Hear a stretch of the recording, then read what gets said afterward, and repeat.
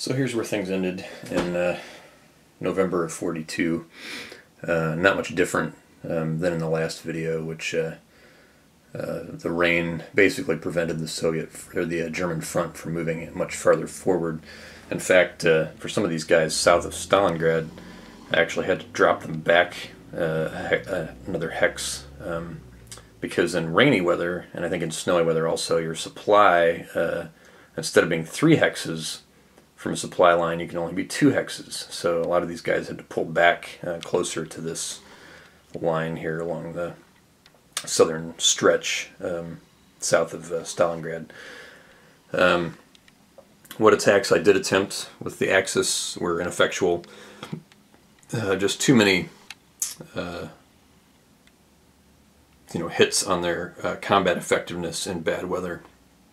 You get a malus for terrain, you get a malus for weather, and your guys are down to rolling 1 die a piece, basically, regardless of how many, whether you're bringing 5, 6 points to a combat. So, and these combats down here were just more for why not than anything else, because there was no real ends to be achieved without getting to Baku over there. So.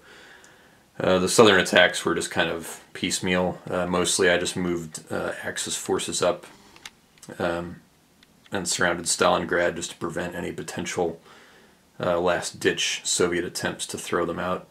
But the Soviets just didn't have enough force to bring to bear on on Stalingrad, and I kind of did a defense in depth around Stalingrad, which you can see there.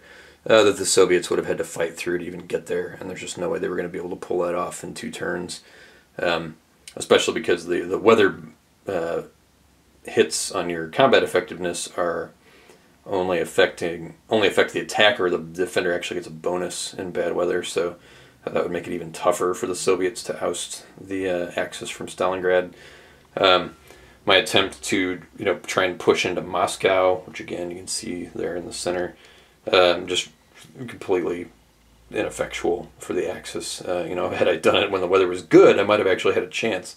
But as it is, the forest terrain around Moscow adds another malice to the rolls in addition to the weather, which just makes regardless of what I'm bringing in, very difficult to prosecute. So no effective attacks in the north either.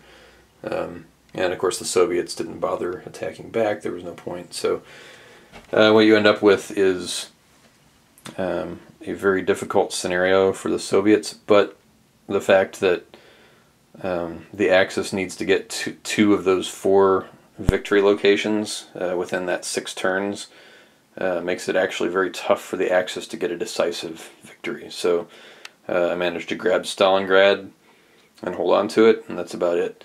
The big issues that the Axis face, obviously besides time, is oil, and because you want to move all those tanks that you've got, but you got to use your HQs to do that, and to replenish 3 points on each HQ every turn. That's 3 yellow cubes and 3 oil barrels, and you've got 1 there, you got 1 there, and then your air. That's not even taking into account the air command.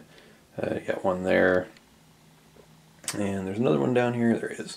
So you got 4 of these commands here that you're probably going to be replenishing 3 oil barrels on, so you need at least 12 each turn, in addition to what you'll need for your Luftwaffe commanders. And you can see this one up north, I actually skipped him for several turns because I didn't have enough oil to replenish him. So if you're trying to do northern and southern coordinated offensives, it's kind of tough to do with the limited commanders you got and the limited oil you've got. Plus, don't forget, if you want to reinforce the Führer bunker, you also need oil for that. And he's one that if you spend through your resource points, your yellow cubes per turn, he'll be about one of your last choices for doing strategic rail movement. So oil becomes a problem for the Axis.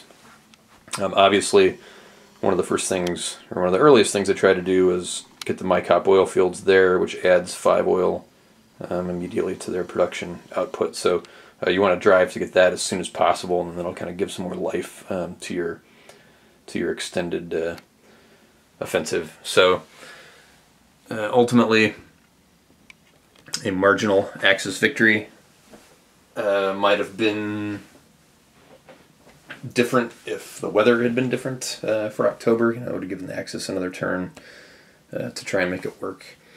But difficult for either side. As the Soviets, you're just constantly strapped for cash and units and feel like you're just constantly on the back heel and no way to effectively counterattack. But as it turns out, you don't necessarily need to counterattack. You almost just need to prevent the Axis from achieving those victory conditions. Obviously, keeping them out of Stalingrad is going to be the hardest thing. If they do like I do and focus strictly on the south, it might prove to be impossible, but that might give you opportunities as the Soviets to try and counterpunch in the north. Just depends on where you can spend your resource points and replenish units up to full strength, which is something they're constantly fighting against. So it was an interesting scenario. I actually have never really played a Case Blue war game before, so it was interesting to kind of see this come together and figure out where the various pressure points are that I should focus on with the Axis, because it is more of a puzzle for the Axis than it is for the Soviets, who are going to be constantly playing the reactive game as opposed to a sort of proactive game that the Axis has to play. So, interesting scenario.